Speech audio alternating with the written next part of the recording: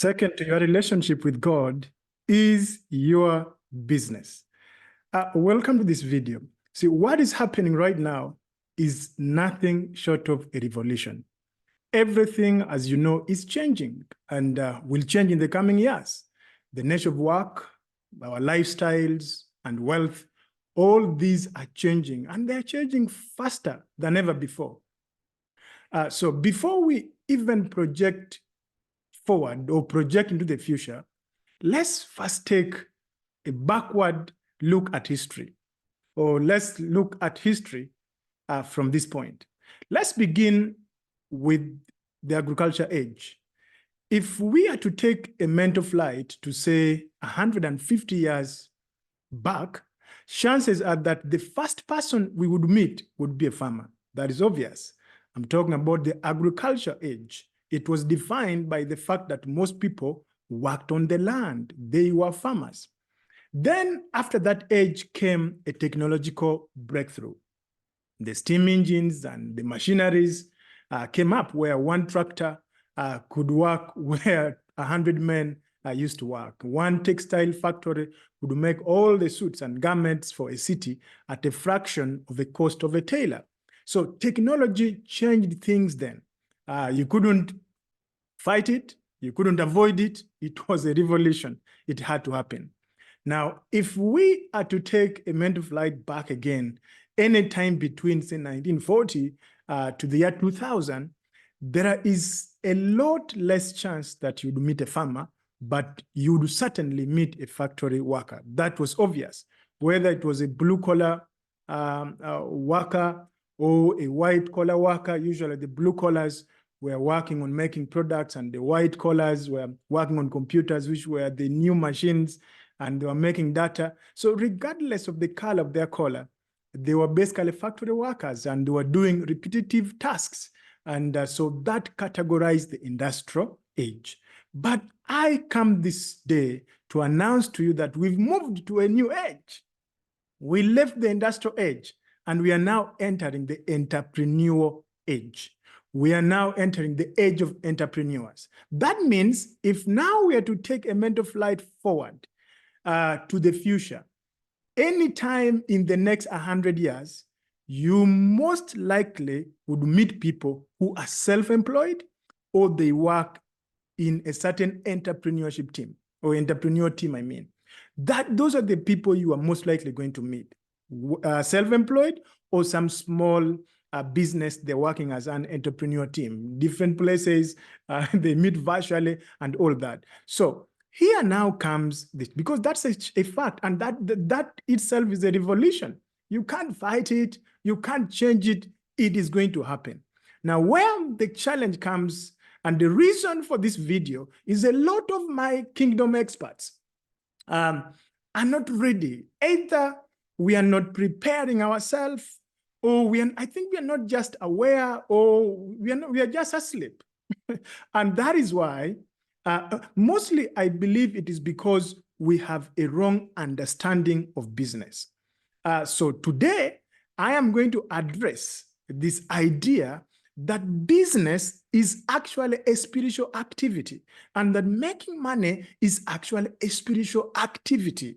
And that is why I'm saying it's second to your most highest spiritual activity, which is your relationship with God, is actually business. Why? Because business is a spiritual activity. Now, all human activities can be located. If we were to locate it on a spectrum, we could hang it from one end to the other. We can see that one end is spirituality and the other end is physicality. Those are the two activities of humanity or of human beings. For example, we can say that praying, reading, writing, composing music, those are spiritual activities. Those are on the spectrum. If you look at the spectrum, they are on the spiritual side. While things like eating, sleeping, producing children, and all these other bodily functions belong to the physical. They are done by animals, all right? So we have spiritual activities, and then we have physical activities. So I've given the example. I don't need to repeat again. So the question then I ask you is this: where does commercial transaction fit in that spectrum? Where does commercial transaction fit? In other words, when you as a human being exchanges money, the money in your pocket, you exchanging for the good and services you desire, are you performing a physical act or you are performing a spiritual act? The answer should be obvious, but that is a spiritual act. In fact, it is way higher than you just taking care of your family, because the bull takes care of his family, the cock takes care of his family, the hen takes care of his family. Those are physical things. But when those animals cannot engage in business, so we are unique creatures, touched by the finger of God and created in the very image of God. Now, if we're created in the image of God, we are spiritual. We simply live in a physical world. So our higher activities, our higher purposes lean towards spirituality than physicality. So economic activity is not just a way of satisfying ourselves, but it is also distinguishing ourselves from the animal kingdom, and as a matter of fact, drawing us closer to God. All humans, subconsciously, we all feel the need to distinguish ourselves from animals. That is in our subconscious. That is in who we are. And that is why doing things that only animals do is considered backward and considered less human. In fact, a lot of these things, we do them in private places. Things like going to the bathroom, things like eating, making children. And yet animals do these things openly. Animals, just help themselves. The animal, they don't need a bathroom, decorated bathroom to do what? They just help themselves anywhere. They just eat anyhow, anywhere. They just make children anywhere. But we as humans, we do not do those things in public. We do those, we relegate them to some private places. So the point is this, that naturally in us, we desire to live above animals. For we are not animals. We are humans created in the image of God.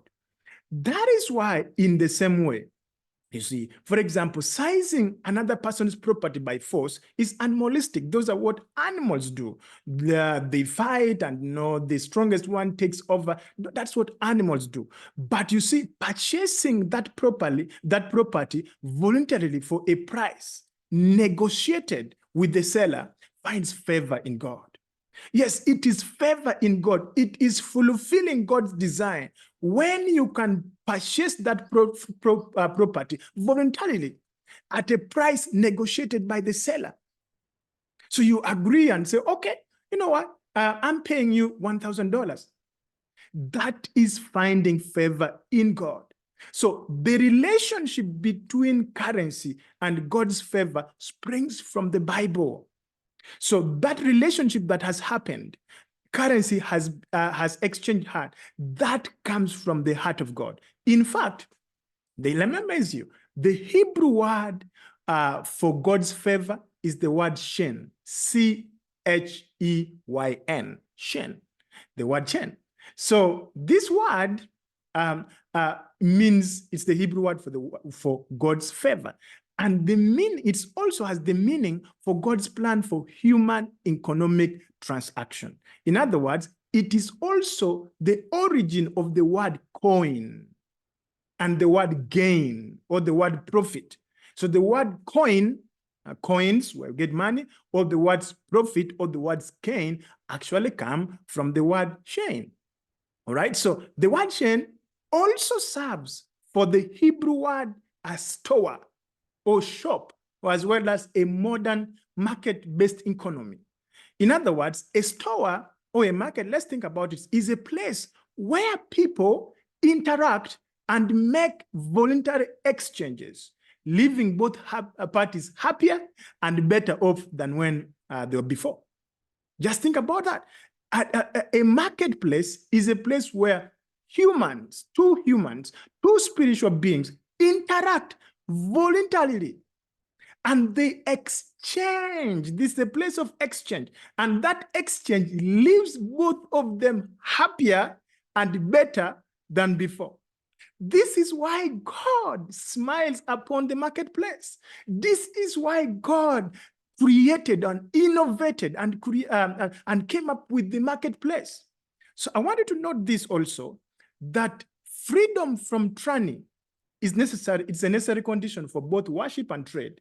In other words, you cannot truly worship if you're forced. That's not worship then. The same way, you cannot truly trade when you're forced. That itself is not trade. You see, so both trade and worship demand freedom. And do you know what paves the way for this freedom? It is money. Money paves the way for this to happen. Money is what brings the environment where there is this freedom of trade, freedom of exchange. Now, something is even more interesting.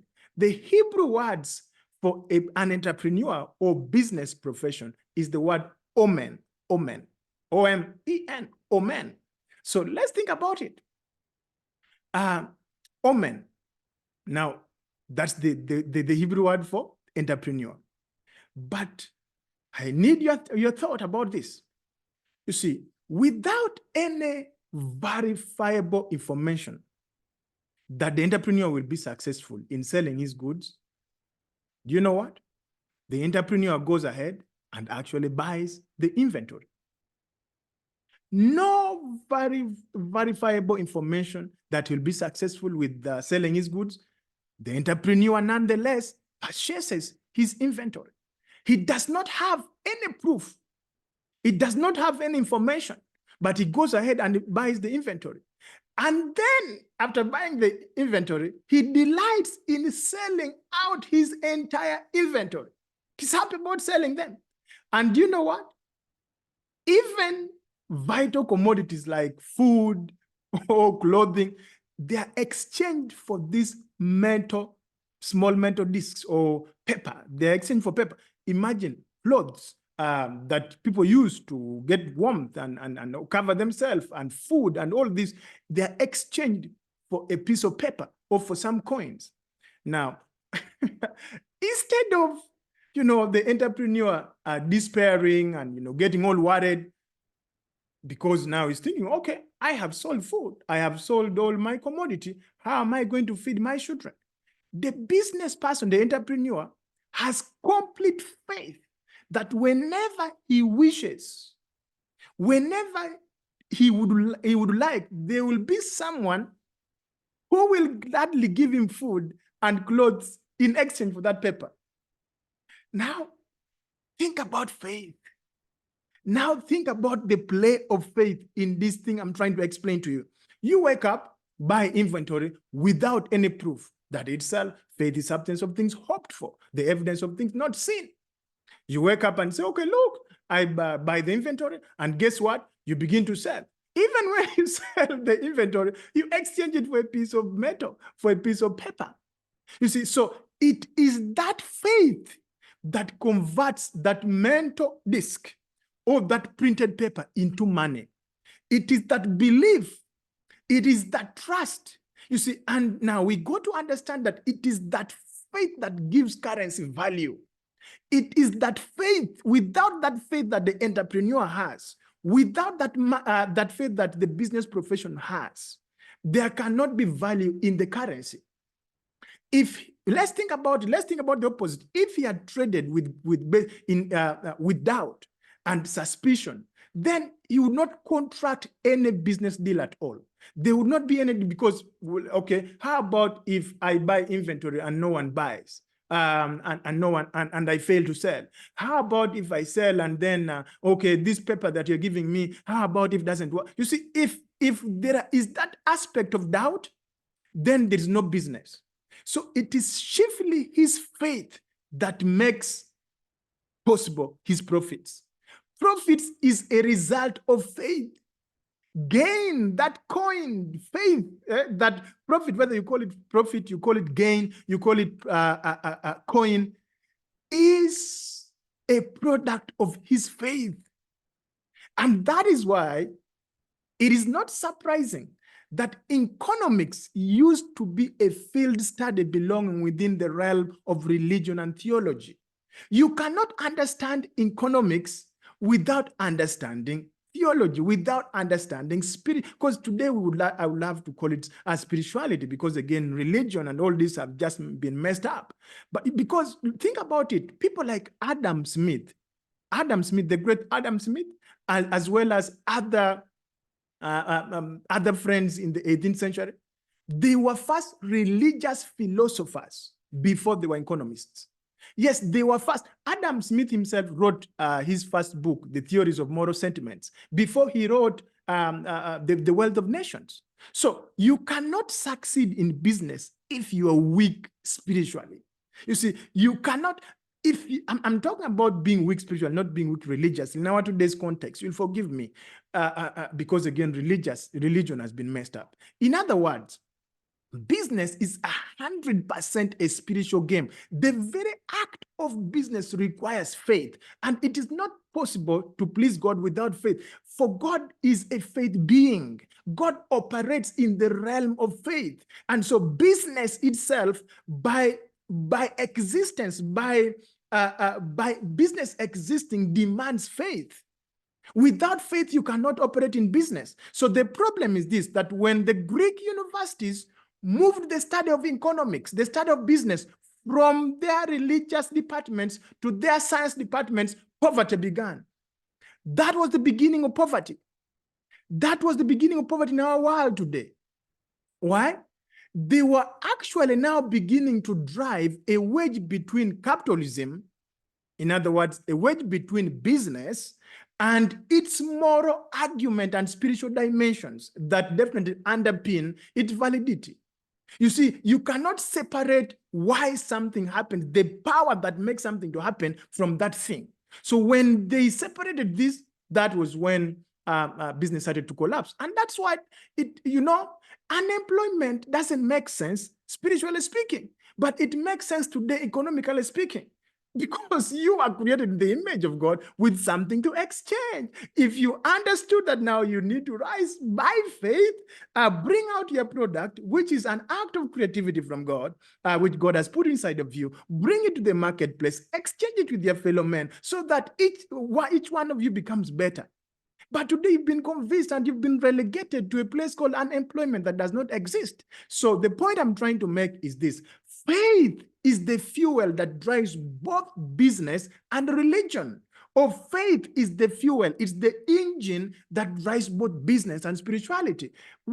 Despite what the academia will want to make you believe, please believe me, believe what I'm telling you today.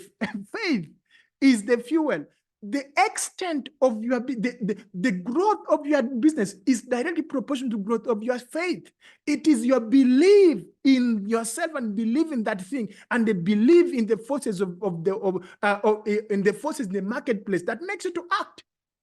That is faith. So it is difficult for a successful entrepreneur to be okay. It is impossible for an entrepreneur to be successful without being spiritual.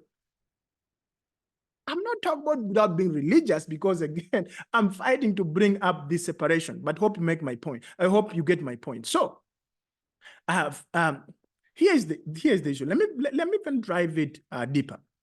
Let me take it home more. Hope we are flying. All right.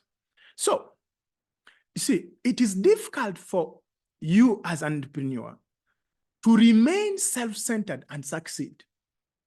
Do you know why? Because faith as a law is not self-centered.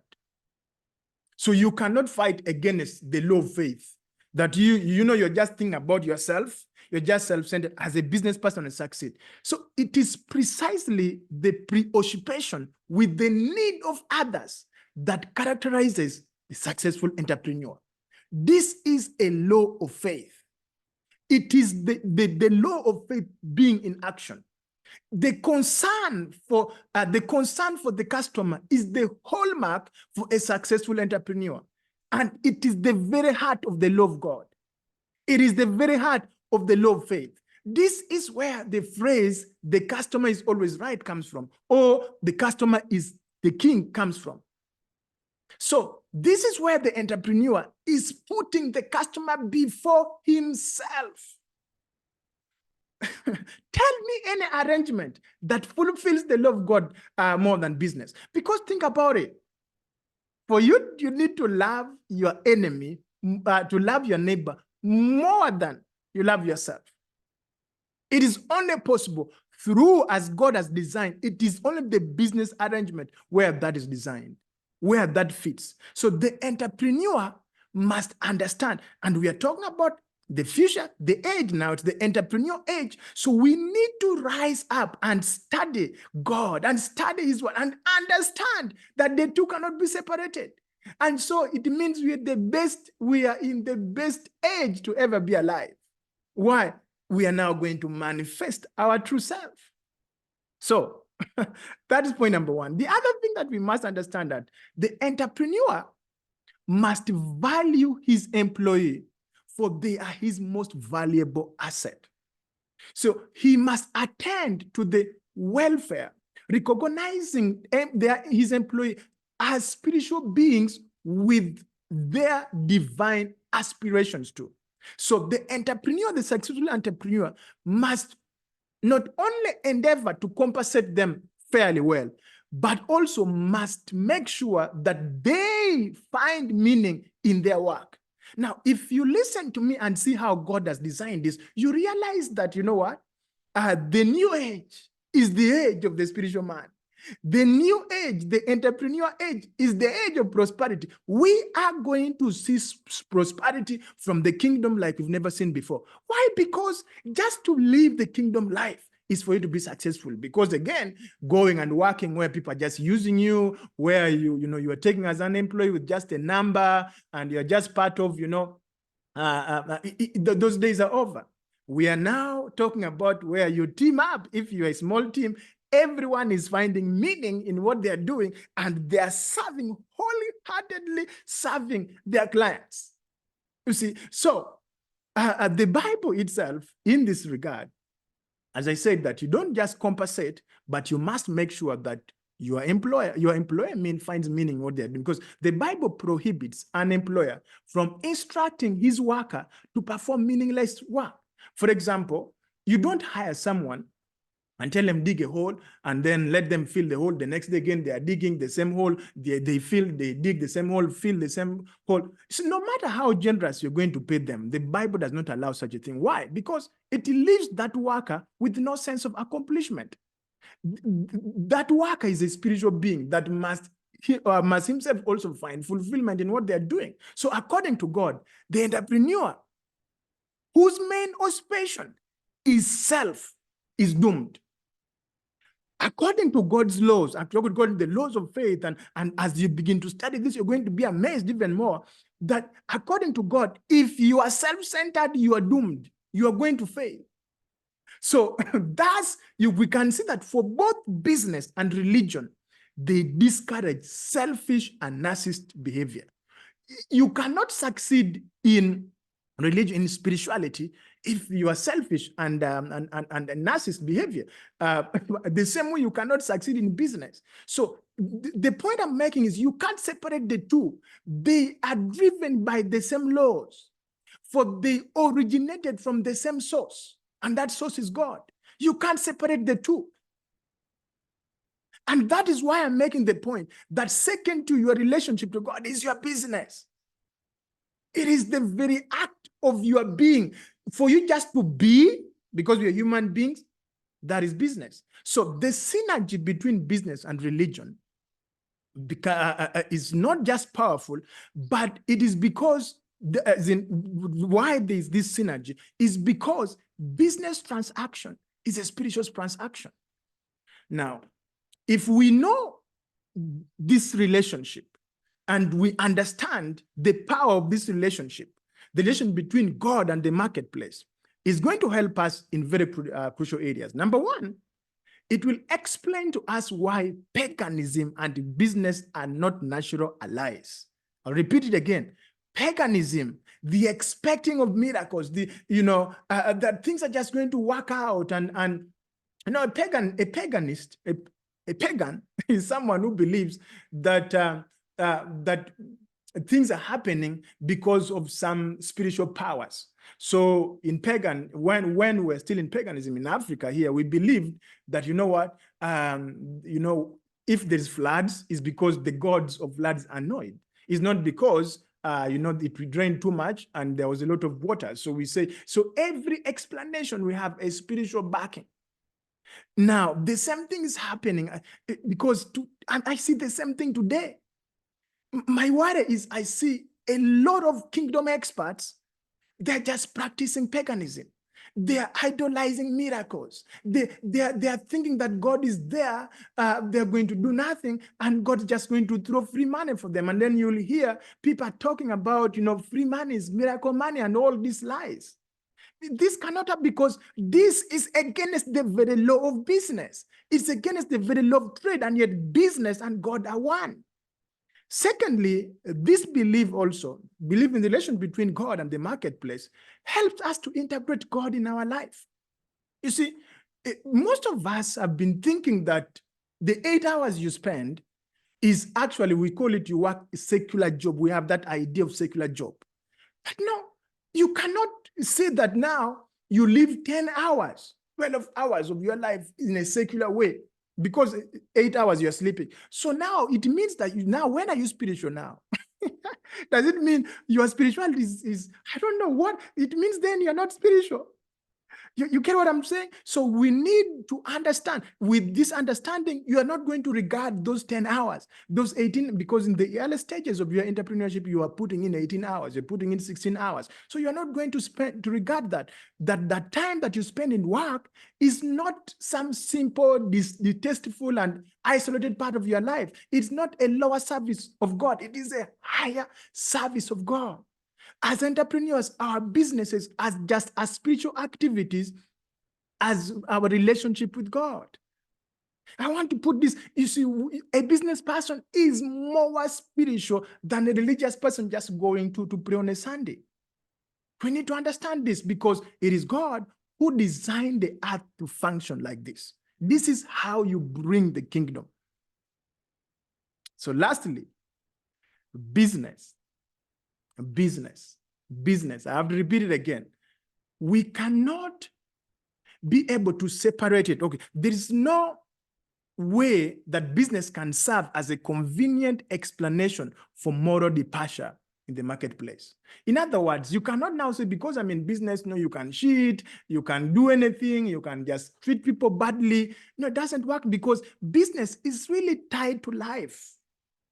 It is tied to life by the overall spiritual awareness and spiritual functionality. So immorality and business is repellent, just like immorality and marriage. You cannot say that you're going to excel in marriage being immoral. The same way you cannot excel in business being immoral. It can't work like that. So business relationship is secondary to your primary relationship to God. What I'm trying to say is this, that there is just no way we can dream to succeed in business if we do not understand spirituality. And there's no way we can say that we are going to excel in spirituality without excelling in business. I am glad that we are living at a time and we are entering an age where the kingdom is going to be fully alive. So thank you as you embrace that calling, as you embrace that cost, as you embrace that training, as you embrace that product, as an entrepreneur, whatever it is, and working on it to bring to the marketplace. That is your highest service to God.